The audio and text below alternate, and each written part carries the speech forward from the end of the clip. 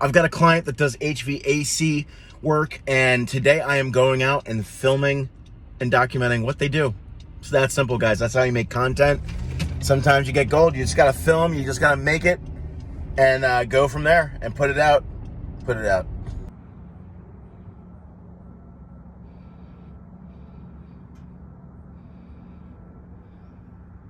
So here's the old oil heater and the radiators we yanked out. Doing the hard work for the clients, all the way from down there. And how much did this thing weigh? About 650 pounds. Awesome.